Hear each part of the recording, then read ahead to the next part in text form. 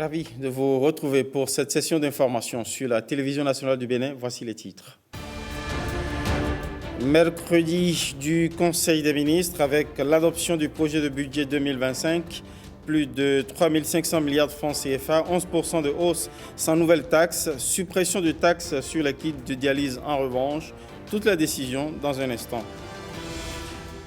Sous le sceau de la cohésion, la Gani a attiré une marée de visiteurs du Bénin, comme du reste du monde. Au premier loge, un gratin d'officiels, la marque d'un événement culturel majeur, retour sur quelques temps forts. Hors du Bénin, à la une, viva populaire au Burkina Faso pour Iron Bibi, l'homme le plus fort du monde. Réaction virale au Mali suite aux attaques djihadistes. Manifestation de l'opposition au Ghana pour réclamer un audit des listes électorales. Bienvenue à tous. Alors, bonsoir et merci de nous recevoir chez vous. On commence, comme je l'ai indiqué, par le mercredi du Conseil des ministres. Le gouvernement a adopté le projet de budget 2025, plus de 3 500 milliards de francs CFA, 11% de hausse projetée, sans recours à de nouvelles taxes pour la financer, cette hausse, mais suppression de taxes en revanche sur les kits de dialyse. Voyons les détails et toutes les décisions avec le porte-parole du gouvernement, Wilfried Léandre Ongweji. Le chef de l'État, M. Patrice Talon, a conduit les travaux de la séance du Conseil des ministres de ce mercredi 18 septembre 2024, à l'issue de laquelle les décisions dont voici la teneur ont été actées. S'agissant des mesures normatives, en point 1, transmission à l'Assemblée nationale, pour examen et vote du projet de loi de finances pour la gestion 2025. Ce projet de budget s'établit à 3 551 milliards 005 de francs CFA, en hausse de 11% par rapport à 2024. Dans le but de renforcer la résilience de notre économie, il consacre la poursuite et la consolidation des leviers de sa transformation structurelle et une meilleure redistribution des fruits de la croissance économique pour plus d'équité et de justice sociale. Ainsi, courant 2025, les actions de diversification des secteurs productifs, de transformation et de création de valeur seront poursuivies et accentuées. En dépit du contexte d'incertitude croissante du fait des aléas climatiques, des chocs exogènes, il postule un taux de croissance de 6,8% en lien avec les performances attendues dans le secteur agricole et l'expansion du tissu industriel, le secteur portuaire et le tourisme.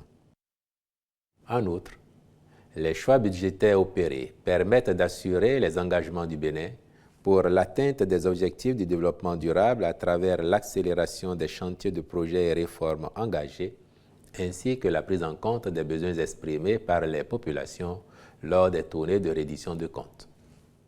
De même, la réduction des inégalités liées au genre, la préservation de la planète contre les effets du changement climatique, la promotion de l'emploi, la déconcentration et la décentralisation demeurent des priorités et des facteurs d'influence des propositions de dépenses et des mesures fiscales. De façon spécifique, ce projet de budget prend notamment en compte la préparation des élections générales de 2026, l'achèvement, la mise en service et le fonctionnement de plusieurs infrastructures socio-économiques, cités ministérielles, cités administratives départementales, services marchands, réceptifs hôteliers et touristiques, structures sanitaires de référence dont le Centre hospitalier international de Calavi, l'hôpital de zone de Savé-Ouessé, l'hôpital de zone de Tchaourou. La montée en puissance des projets de filets sociaux avec le projet Gbesoké, le microcrédit à la FIA, le projet d'alimentation scolaire dont la couverture passera à 100% en zone rurale, l'expérimentation du projet de supplément de nutrition de 1000 jours, la mise en service de plusieurs systèmes d'alimentation en eau potable multivillage et leur raccordement au ménage, l'extension du réseau de distribution de l'énergie électrique et l'acquisition des compteurs à moindre coût. Globalement, il est à observer que les dépenses à sensibilité sociale cumulent à elles seules à 1101 milliards 71 de francs CFA en 2025, correspondant à 41,5% du budget général. À toutes ces projections s'ajoutera la densification du réseau routier par l'achèvement et la livraison de plusieurs infrastructures, tant en milieu urbain qu'en zone rurale. Enfin, il convient de préciser qu'aucun nouvel impôt n'a été créé dans le projet de loi de finances pour la gestion 2025. Cet effort traduit l'engagement du gouvernement d'assurer une bonne stabilité et une prévisibilité des normes fiscales pour les opérateurs et investisseurs privés. Dans le même ordre, aucune augmentation des taux des impositions existantes n'a été proposée au rang des nouvelles mesures fiscales et douanières dans le projet de budget. En point 2. Adoption du décret portant exonération des droits et taxes de douane sur les intrants composant les kits de dialyse. La prise en charge de la dialyse nécessite des ressources importantes, impliquant l'intervention de l'État aussi bien que la participation des patients. En vue d'étendre l'offre de soins aux dialysés et la rapprocher des populations à l'intérieur du pays, de nouvelles unités de dialyse ont été mises en place à Porto Novo et à Abomey, tandis que celles de Cotonou et de Parakou ont été renforcées par l'acquisition de 57 nouveaux générateurs de dialyse et d'équipements divers. Par ailleurs, la Société béninoise d'approvisionnement en produits pharmaceutiques a développé un modèle d'acquisition des intrants qui permet de renforcer la disponibilité des kits et d'en réduire le coût. Tenant compte des contraintes auxquelles font face les patients, le Conseil a décidé d'exonérer tous les intrants entrant dans la composition des kits de droits et taxes de douane afin de réduire davantage le coût du kit et de faciliter le bénéfice du traitement aux patients. Les ministres concernés prendront les dispositions appropriées pour l'application effective de cette décision. Au titre d'autres mesures normatives, il a été adopté le décret fixant les modalités de désignation des membres des corps de métiers et secteurs au sein des conseils départementaux et du Conseil national du Conseil économique et social. Au chapitre des communications, en point 1, contractualisation dans le cadre de l'installation et l'appui au fonctionnement de 6 complexes de transformation dans les filières manioc, maïs et riz, de type co-entreprise pour le compte du projet d'appui au développement agricole et à l'accès au marché. Le dit projet vise à améliorer durablement la sécurité alimentaire et nutritionnelle, ainsi que les revenus des petits producteurs, en particulier les femmes et les jeunes.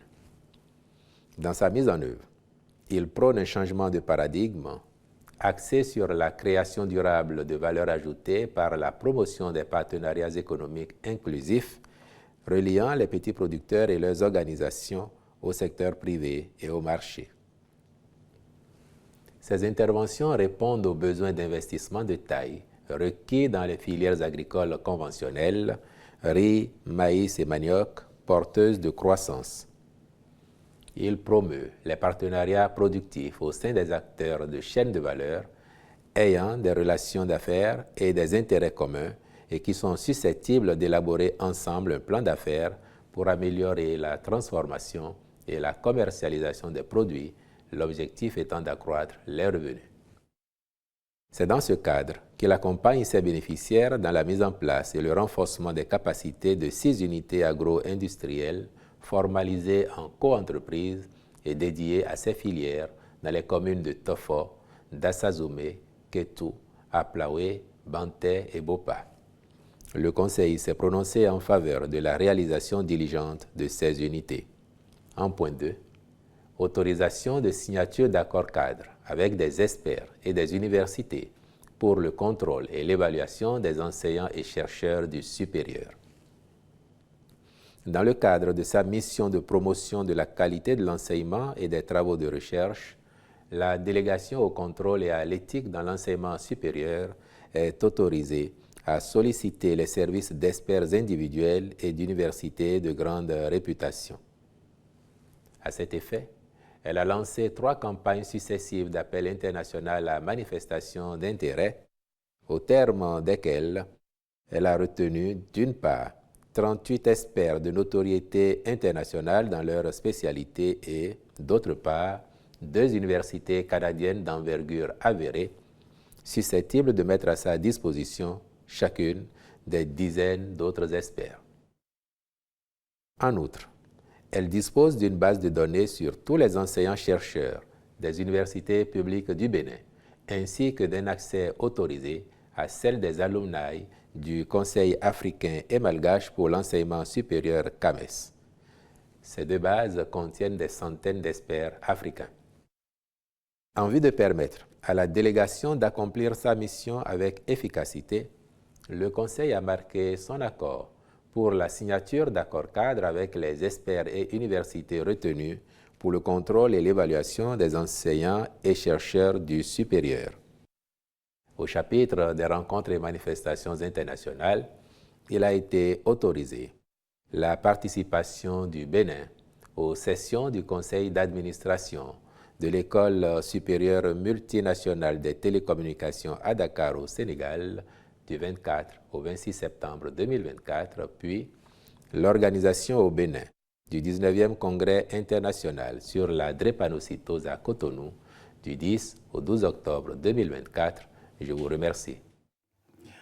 On reste à la Marina pour évoquer ce tête-à-tête entre Patrice Talon et une délégation des Nations Unies conduite par Leonardo Santos, envoyé spécial du secrétaire général des Nations Unies pour l'Afrique de l'Ouest et du Centre. Au menu, la sécurité en Afrique de l'Ouest. En la matière, le Bénin, selon l'émissaire des Nations Unies, reste un bon élève. Écoutons plutôt l'essentiel proposé à travers cet extrait recueilli par Rebecca Kendiaronde, Jean Nombima et Mohamed Bior. C'est un plaisir.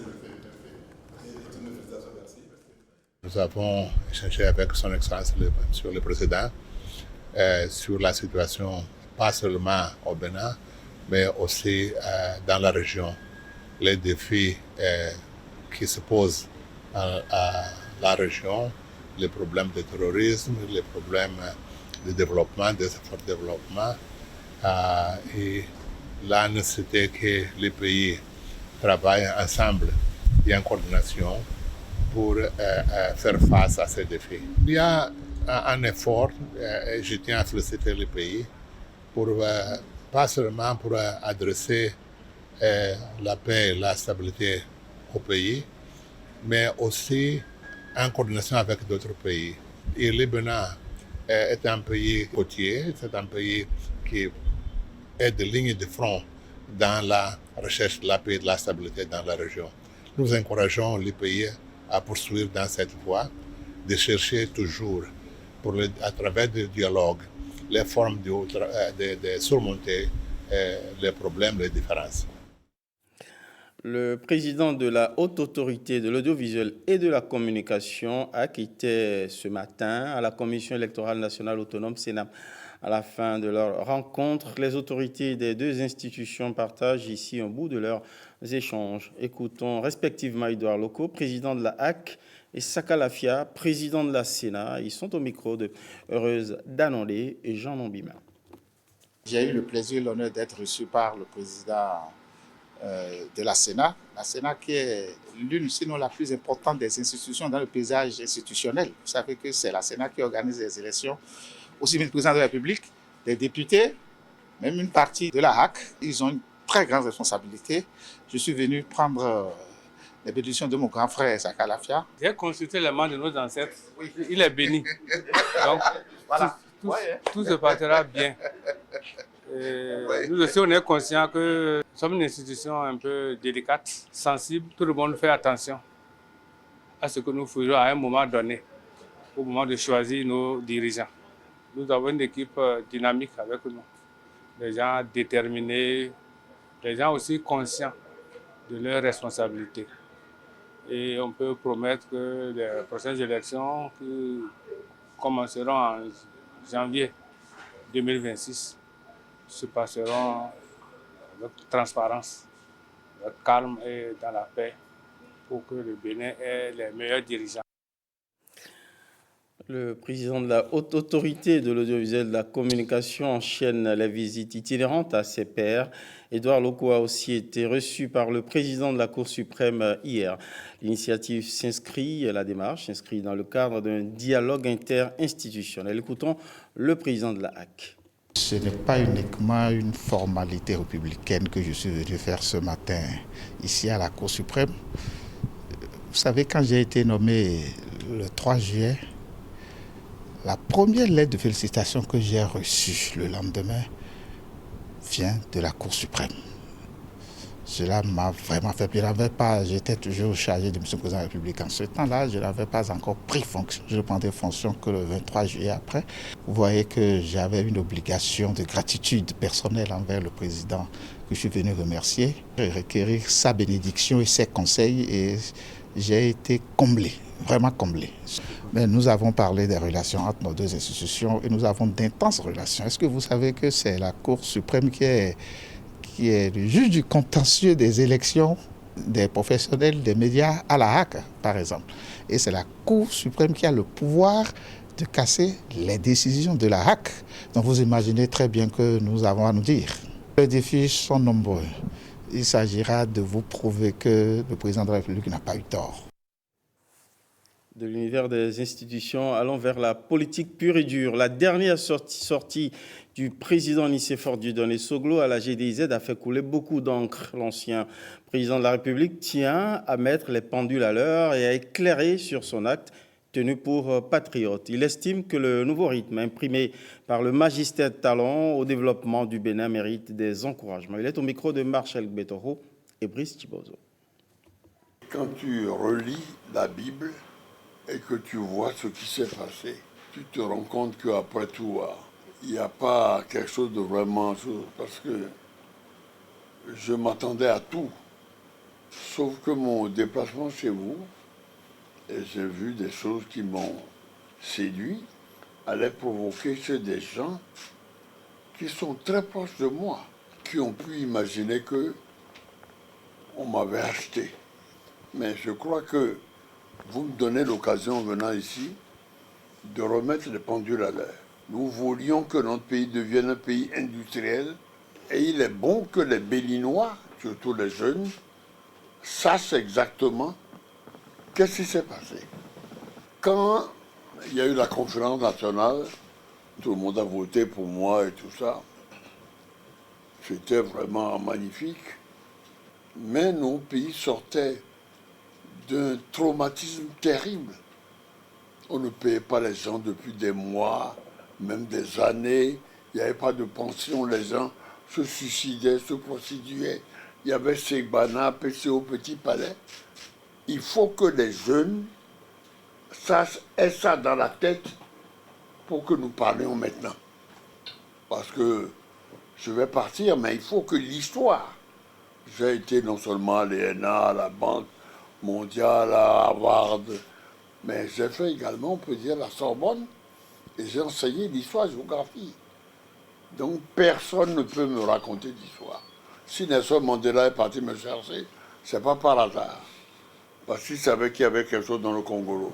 Je rappelle ces éléments-là simplement pour dire, voilà, ça a eu des réactions positives, mais ça a eu des réactions également, à ma grande surprise, négatives, alors que vraiment, à mon avis, au fond, ce que tout pays doit faire, c'est transformer sa richesse sur place, comme Dangote le fait pour le ciment, pour l'engrais et pour, au fond, le pétrole chez lui, pour avoir de l'essence, de goudron également. Bon.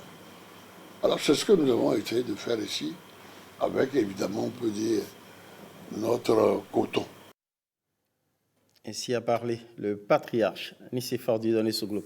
On reste dans le giron politique, cette fois-ci avec le parti Union progressiste Le Renouveau qui se voit renforcé dans la 23e circonscription électorale. La formation politique peut désormais compter sur des militants enthousiastes à Gbanizon, comme ses chefs d'arrondissement du Zou qui ont de façon solennelle clamé leur appartenance à cette formation politique UPR. Pierrette Adayossi. Mais voilà, s'il vous plaît. Tous unis pour l'épanouissement de la population d'Agbanizou. C'est l'ambition nourrie par cette adhésion à la vague jaune.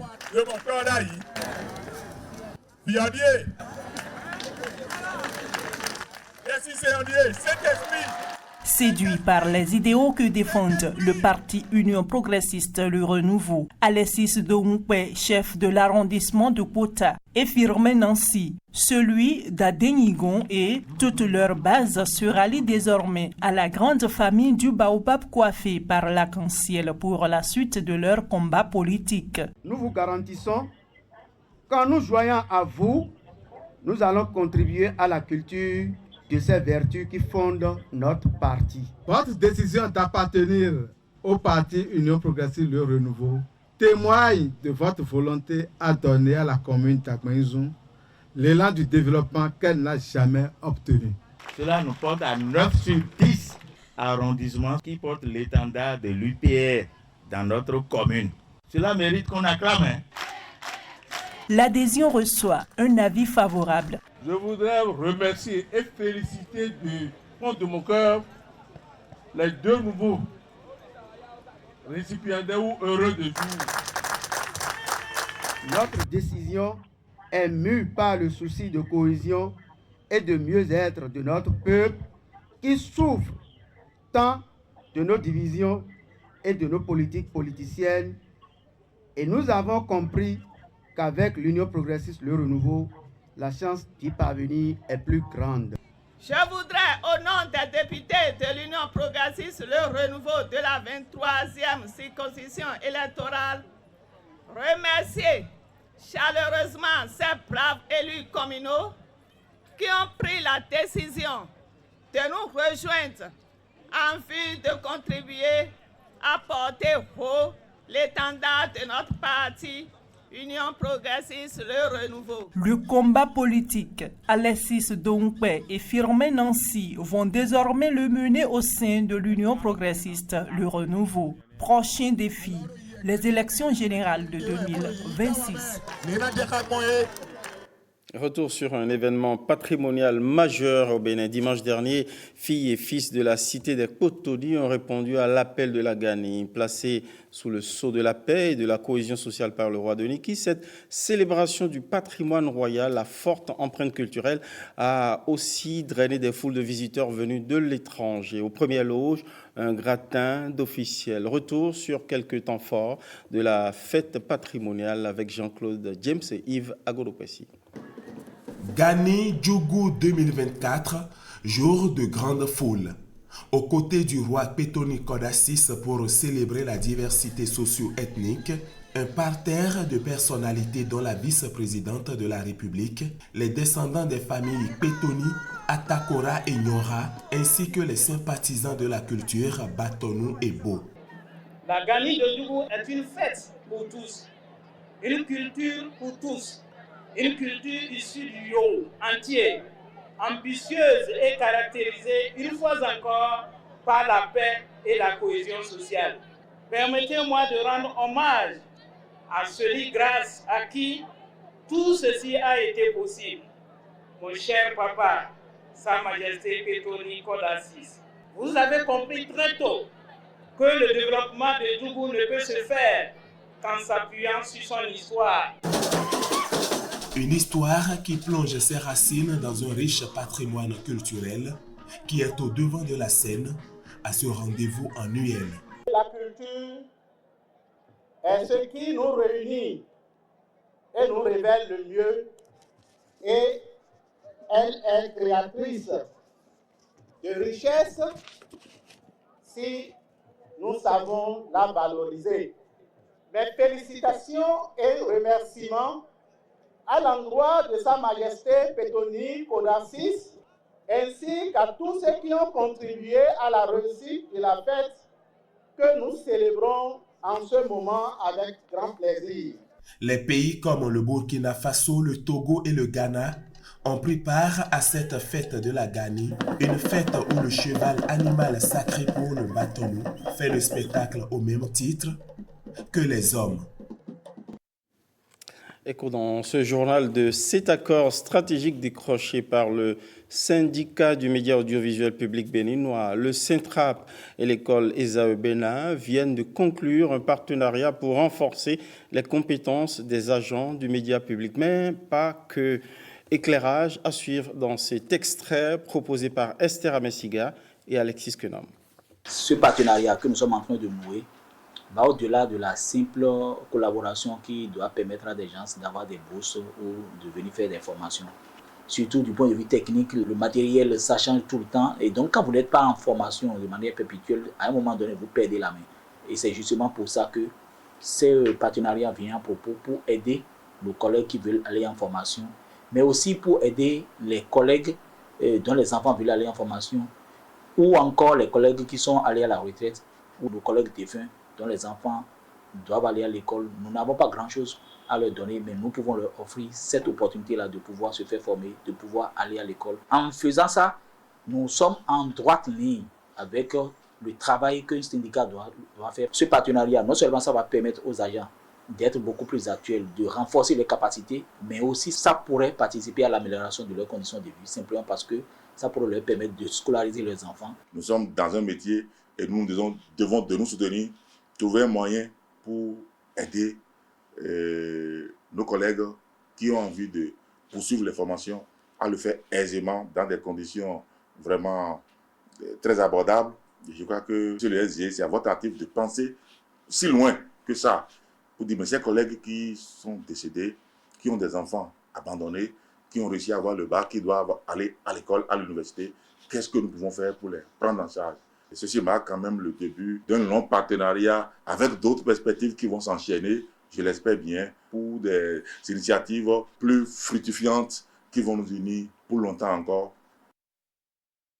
Le Bénin accueille les journées internationales sur l'antibiorésistance. Elles sont organisées pour amener le public à mieux cerner la portée et les risques pour la santé de l'antibiorésistance et revoir les stratégies de riposte. Elle mobilise à Cotonou ces journées les microbiologistes de la sous-région.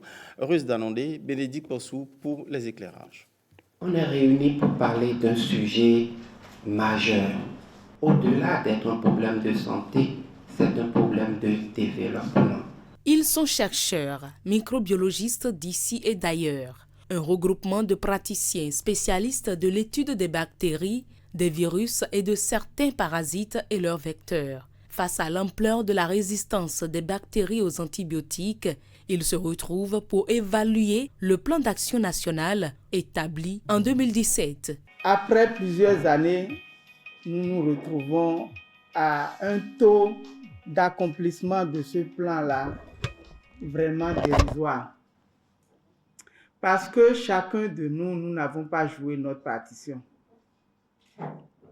Nous, au niveau de la médecine humaine et principalement au niveau des laboratoires, nous avons fait de petits pas, mais des pas très négligeables. Les microbiologistes béninois ont donc fait appel à leurs confrères du Burkina Faso, de la RDC et autres. Pendant 2 jours, ils vont étudier la surveillance de la résistance aux microbiens de ces pays et apprendre de leurs expériences. Les antimicrobiens, ils sont victimes de leur succès. Et il n'y a pas que nous en médecine qui les utilisons. Le monde de l'élevage, le monde de l'environnement. Donc, il va de soi que ce problème, on ne pourrait mieux l'aborder que dans une approche One Health.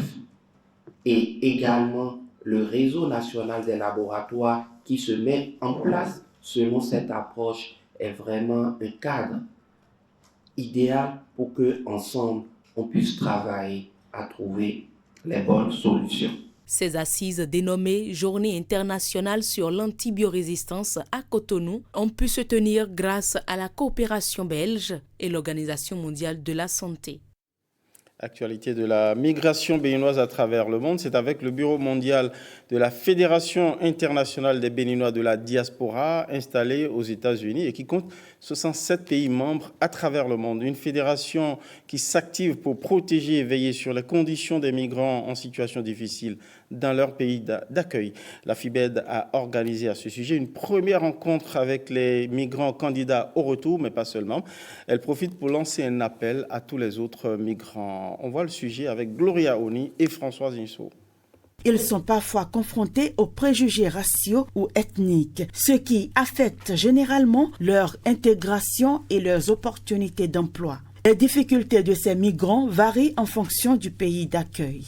Défendre le droit et les intérêts moraux et matériels des Béninois de la diaspora a été et demeure la plus grande raison d'existence de cette noble fédération qui symbolise le merci et le salut des Béninois de la diaspora en général et ceux résidant dans les pays arabiques, victimes du trafic, d'escroquerie et de la maltraitance en particulier. La Fédération internationale des Béninois de la diaspora FIBED, à travers ses programmes de réseautage, favorise l'entraide, le soutien et les échanges culturels. La FIBED, depuis sa création, a eu pour but de renforcer les liens entre les Béninois de la diaspora et leur pays d'origine, de promouvoir la coopération et l'échange entre nos communautés et de contribuer au développement socio-économique du Bénin.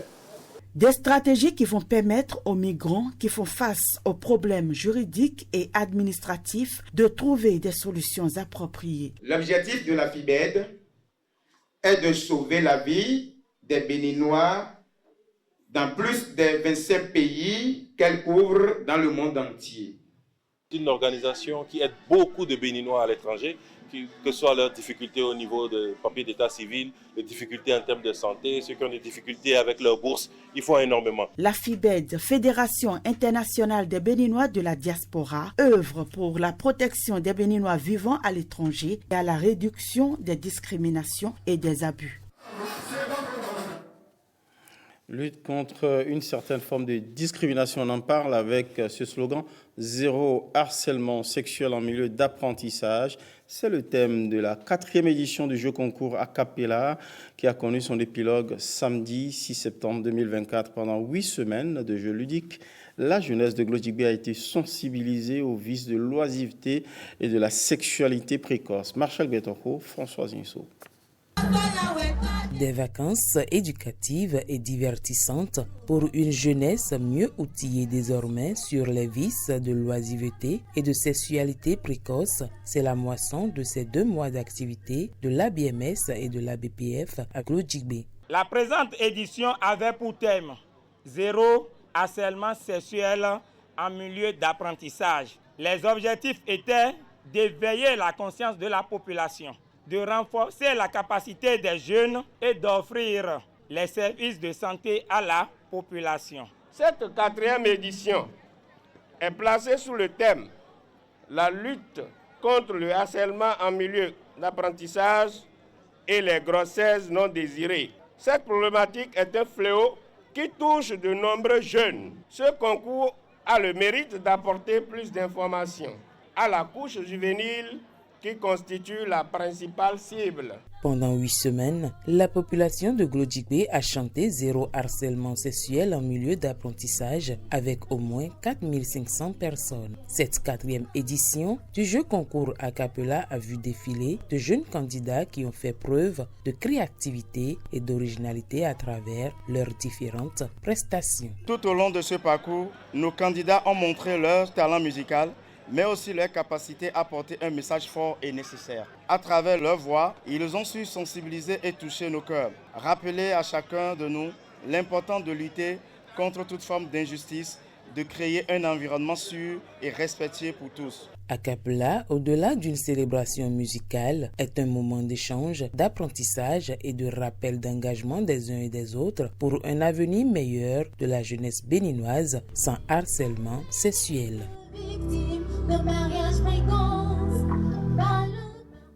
Sport à présent, écho de la 7e édition du tournoi de football dénommé Amos Champions League. langue enfin. La finale a eu lieu à Canaan et parmi les fans de foot, plusieurs personnalités dont le ministre d'État en charge du développement et de la coordination de l'action gouvernementale. Pierrette Adin aussi, Canel Capo aussi. La pluie n'a pas eu raison de la finale de la 7e édition du tournoi Amos Champions League langue enfin qui a opposé l'équipe des Bulf FC de Zakota à celle de TP Mazembe de Boikon. Malgré la nature très peu clémente de ce week-end, la finale a connu son vainqueur au bout des séances fatidiques de tir au but. L'équipe de TP Mazembe de Boikon, ici en maillot cendre, a remporté le grand trophée des médailles en or, un jeu de maillot, de ballons et une enveloppe financière. Le tir au but, c'est une question de chance et on a gagné. Moi, je suis très heureux pour ce trophée. Le butin est remis sous l'œil du ministre en charge du développement et de la coordination de l'action gouvernementale, Abdoulaye Biotchane, président du Parti Bloc républicain. Vous les jeunes qui êtes ici, je veux vous saluer et vous féliciter. C'est la 7e édition du tournoi.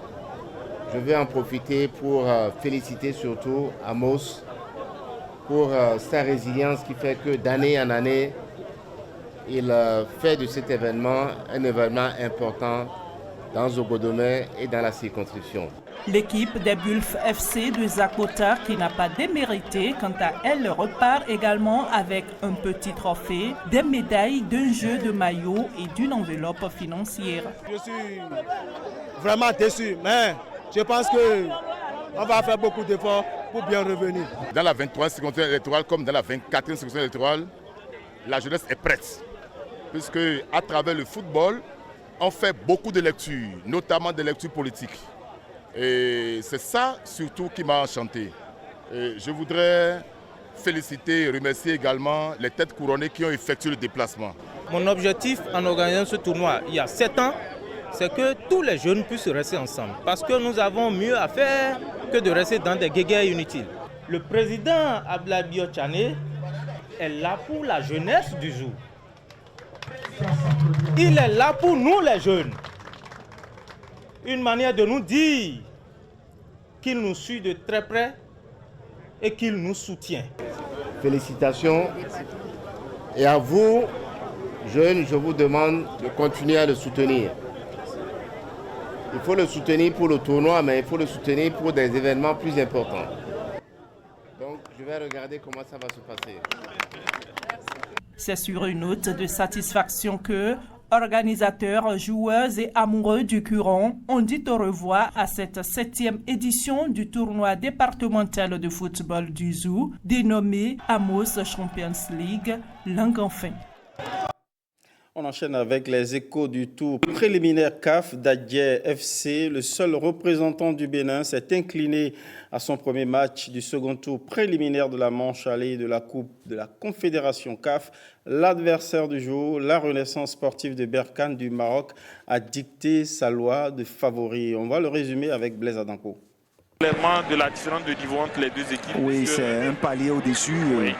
Pas de miracle pour Dadje FC face à la Renaissance sportive de Berkane. Le représentant béninois en Coupe de la Confédération CAF s'incline 2-0 face à l'ogre marocain.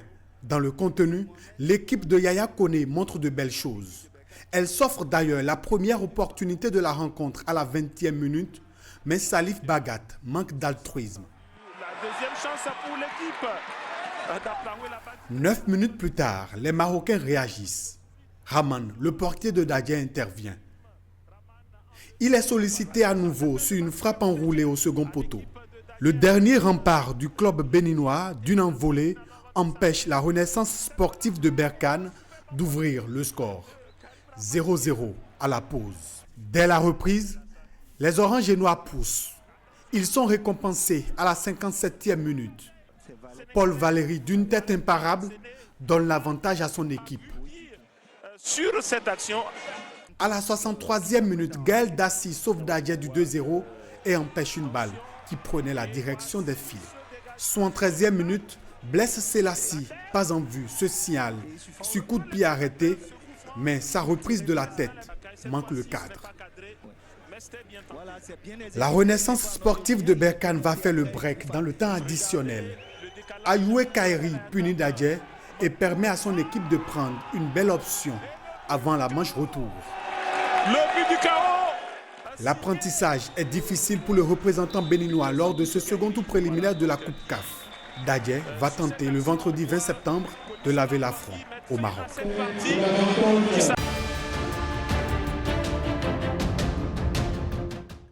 Hors du Bénin, à la une de notre page internationale, accueil triomphal au Burkina Faso à Iron Bibi, l'homme le plus fort du monde. Réaction virale au Mali suite aux attaques djihadistes qui ont frappé le pays. Manifestation de l'opposition au Ghana pour réclamer un audit des listes électorales. Et puis la Chine sanctionne 9 entreprises américaines après des ventes d'armes à Taïwan. On fait le tour avec Jennifer Sativi. Au Burkina Faso, Iron Bibi, l'homme le plus fort du monde, reçoit un accueil triomphal à l'aéroport de Ouagadougou. Sacré une fois de plus le 17 septembre dernier au Royaume-Uni, l'homme d'origine burkinabé est accueilli à sa descente d'avion par plusieurs ministres, mais également par ses supporters, malgré la pluie.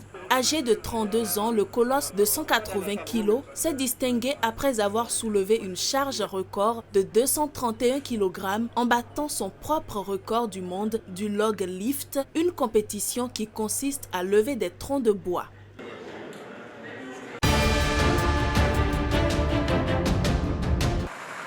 Au Mali, dans les rues, les réactions fusent suite aux attaques djihadistes menées ce mardi dans la capitale et revendiquées par le groupe de soutien à l'islam et aux musulmans. La population ébranlée par cette attaque ayant occasionné des pertes en vies humaines et la destruction de plusieurs avions avoue être en proie à l'inquiétude.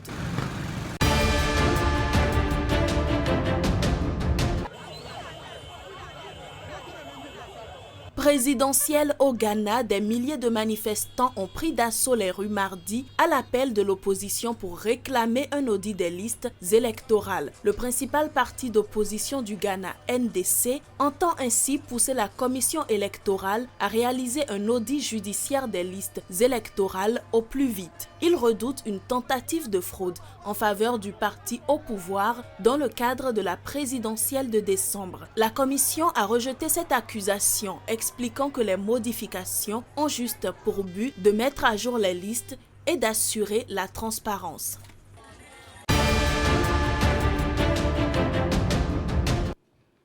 La Chine sanctionne 9 entreprises américaines après des ventes d'armes à Taïwan. Ces mesures interviennent comme des représailles à l'endroit de ces entreprises américaines du secteur de la défense ayant reçu l'approbation de Washington pour l'opération pourtant proscrite en Chine. Selon le porte-parole du ministère des Affaires étrangères chinois, ces ventes d'armes ayant eu lieu en début de semaine constituent une grave violation des intérêts de la Chine et entravent les relations sino-américaines.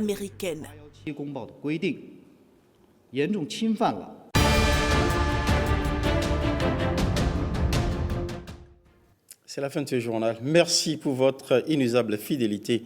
Merci à toutes les équipes. Bonsoir chez vous.